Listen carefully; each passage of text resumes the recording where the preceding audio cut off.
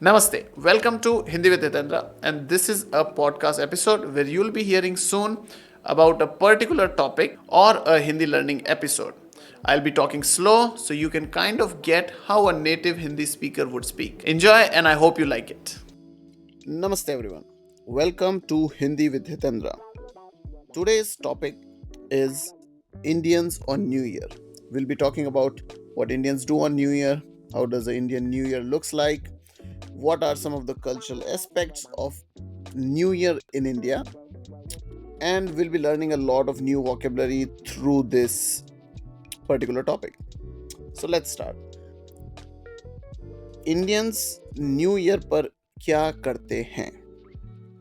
New year Hindi में नया साल है.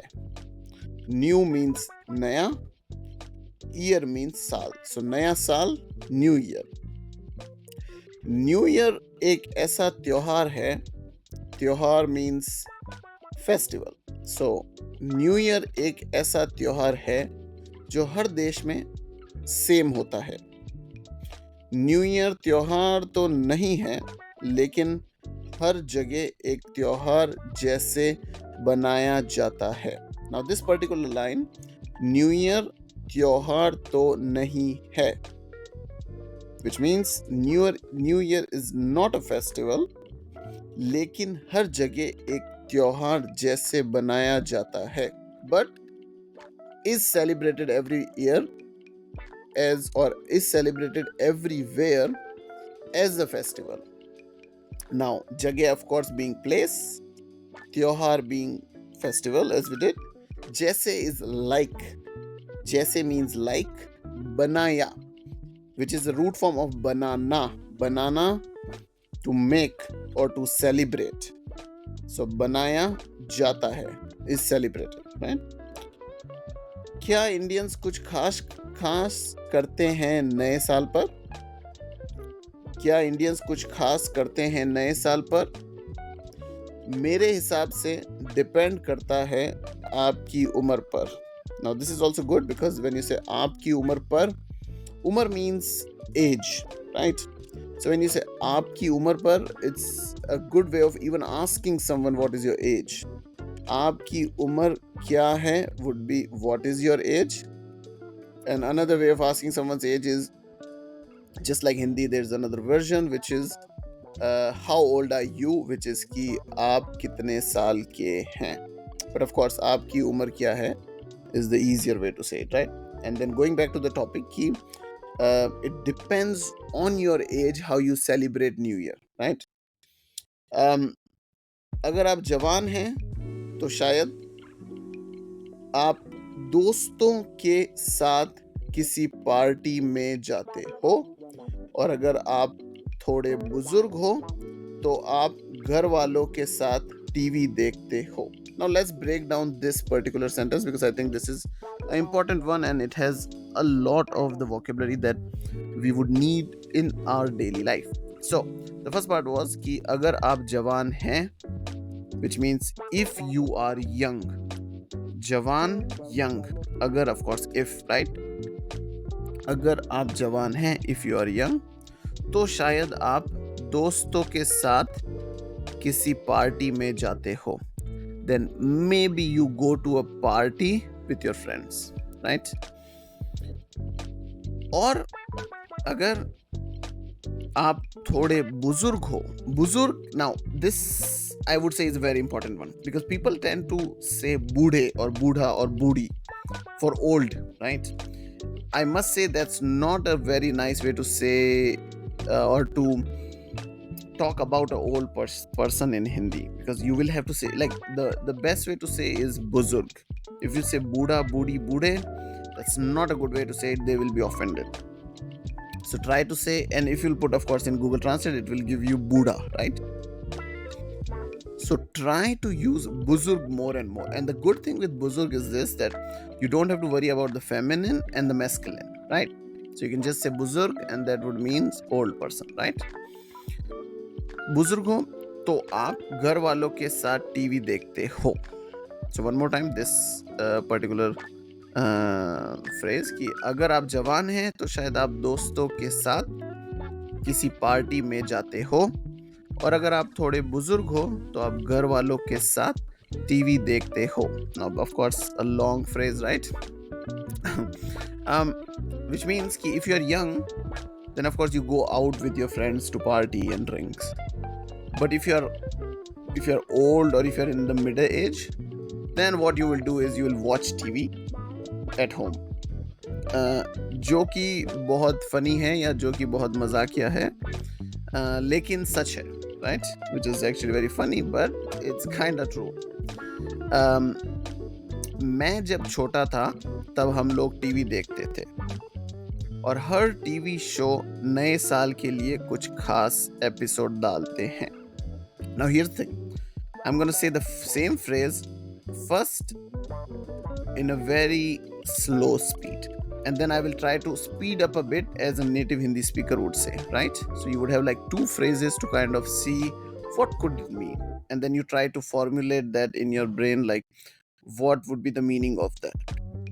So here it goes कि मैं जब छोटा था तब हम लोग टीवी देखते थे, और हर टीवी शो नए साल के लिए कुछ खास एपिसोड डालते हैं. ठीक है, of course a bit of complex sentence, but what it means is कि मैं जब छोटा था, when I was a kid, तब हम लोग टीवी देखते थे.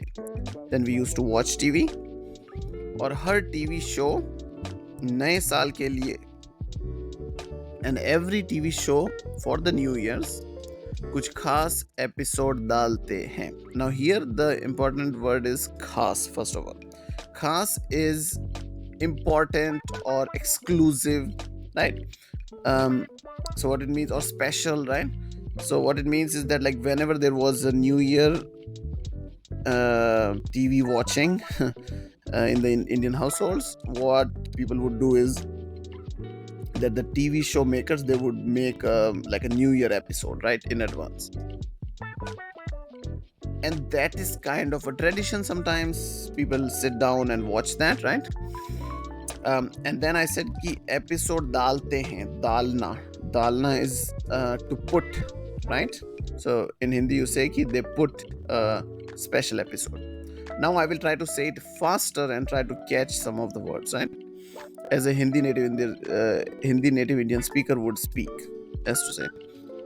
So here it goes कि मैं जब छोटा था तब हम लोग टीवी देखते थे, और हर टीवी शो नए साल के लिए कुछ खास एपिसोड डालते हैं. ठीक है, that was the speedy version of it, right? Now this is good, but what other things that Indians do, right? Let's talk about that. So कि एक चीज जो सब इंडियंस करते हैं वो है कि वो सारे रिश्तेदारों को या सारे महत्वपूर्ण, which is important, या सारे महत्वपूर्ण रिश्तेदारों को फोन करते हैं, right? रिश्तेदार, what is रिश्तेदार? रिश्तेदार is relatives, right? They are रिश्तेदार is relatives. So आप सारे रिश्तेदारों को फोन करते हैं, आप उनको पूछते हैं आप कैसे हो, क्योंकि इंडिया में आप हर त्योहार पर, now here you have त्योहार again, which is festival, right? So क्योंकि इंडिया में, because in India, आप हर त्योहार पर अपने रिश्तेदारों को फोन करते हो, because in every festival you basically call someone, like call your relatives in every festival. इसलिए आप नए साल पर भी रिश्तेदारों को फोन करते हो, and that's why you also call people or relatives on New Year's as well, right? Now दूसरा पॉइंट, आप बाहर जाकर फटाके देखते हो जो दिवाली के बचे हुए हैं. Now here फटाके देखते हो, it should be फटाके फोड़ते हो, right? So this is where it's different in Hindi and English. So basically what I said is कि आप बाहर जाकर फटाके देखते हो, So you go outside and you watch fireworks. But what you could say कि आप बाहर जाकर फटाके फोड़ते हो. फोड़ते, which comes from फोड़ना. And what is फोड़ना? फोड़ना is to blast, right? So आप बाहर जाकर, after going outside, फटाके फोड़ते हो जो दिवाली के बचे हुए हैं. So you go outside and you blast those firecrackers जो दिवाली के बचे हुए हैं, which are left from the Diwali celebrations, right? क्योंकि दिवाली celebrations या क्योंकि दिवाली नवंबर या अक्टूबर में है, because Diwali is usually in November or October, तो बहुत बार, so a lot of times, तो बहुत बार, so a lot of times, आप वो फटाके बचा कर रखते हो नए साल के लिए. So a lot of times you keep those firecrackers for the New Year's, right? ठीक है. Now तीसरा point कि जवान लोग दारू पीते हैं. Young people drink alcohol. Daru in Hindi is, so daru in English is alcohol. Daru, right? So Jawan, if you remember, it's coming from previously what we have done. Jawan means young. Jawan log, young people. Jawan log, young people. दारू पीते हैं और drive पर जाते हैं. Now, जवान लोग दारू पीते हैं, young people drink, और ड्राइव पर जाते हैं, and they go on drive. So young people drink alcohol and they go on drives, which is basically shouldn't do. Like, I mean, अगर आप ड्रंक हो तो ड्राइव नहीं करना चाहिए. If you're drunk, then you shouldn't drink, of course. You shouldn't drive. लेकिन India में बहुत बहुत कॉमन है कि आप नए साल पर दारू पीते हैं, you drink, और फिर आप ड्राइव पर जाते हैं रात में, and then you go on drive on like in the night, और फिर आप काउंट डाउन करते हो नए साल के लिए, जो कि बहुत कॉमन है, यूनिवर्सली बहुत कॉमन है पूरे विश्व में. विश्व is like world, so if I say पूरे विश्व में, in the whole world, right? पूरे विश्व में, in the whole world. Now चौथा और फोर्थ पॉइंट है कि ये बहुत यूनिवर्सल है, लेकिन हर देश में थोड़ा अलग टच है, क्योंकि वहाँ का कल्चर से फर्क पड़ता है कि आप कैसे नया साल मनाते हो. ठीक है. Again I will repeat this phrase one more time. ये बहुत यूनिवर्सल है, दिस इज वेरी यूनिवर्सल, लेकिन हर देश में थोड़ा अलग टच है. लेकिन हर देश में थोड़ा अलग टच है.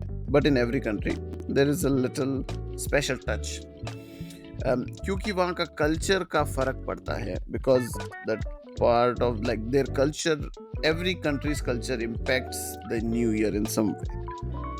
कि आप कैसे नया साल मनाते हो. How do you celebrate New Year's? Now, here I use the word manate, which I would say is probably the best word to use when you're using to celebrate, right? So, for example, I could give some examples, which would be ki Diwali manana, to celebrate Diwali. Holi manana, to celebrate Holi. Eid manana, to celebrate Eid. Christmas मनाना, to celebrate Christmas, right? ठीक है. ये कुछ points थे कि Indians कैसे नया साल मनाते हैं या बनाते हैं. You could use either of the verb. Either you can use to celebrate or you can also use make, right? So make, to banana, which is a more common verb, and banana, which literally means to celebrate, right? So you can use either of those words. ठीक है.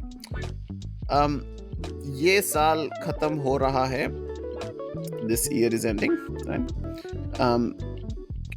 आप कितने चीजें जो आप करना चाहते थे इस साल आपने की, मैं आशा करता हूँ कि आपका जो ये साल है ये बहुत अच्छा था। आप जो चीज़ें पाना चाहते थे उसे आप पा पाए। So पाना is to achieve or to want, right? So basically like whatever you wanted this year, I hope you got it. Um, ऐसे ही अपनी हिंदी को अच्छी करते रहें, और अगर आपको ये पॉडकास्ट पसंद आया तो मैं कोशिश करता हूँ कि मैं हर हफ्ते कुछ ना कुछ हिंदी मटेरियल डालता रहूँ, या तो YouTube पर या Spotify पर. So if you like this video or this podcast, because I'll be putting on both, please help me and support me on YouTube and Spotify. I'm trying to make these Hindi related materials weekly, because I feel like there is not a lot of material when it comes to Hindi, to learn Hindi. So I've liked it, and I hope you have an amazing New Year's, and whatever you want to achieve next year, it all comes your way. I really like making these sorts of podcasts. Now I'm trying to put more of some vocabulary and some sentence structure, or decoding the sentence, which I feel is more useful for the people who don't have like amazing level or something. So it's good for kind of everyone, for the comprehension. And I try to include some of the vocabulary that you don't get to include so much in your daily routine, but eventually you kind of need it. Perfect. I hope you liked it, and I will see you in the next time. And until then, take care and enjoy your New Year's.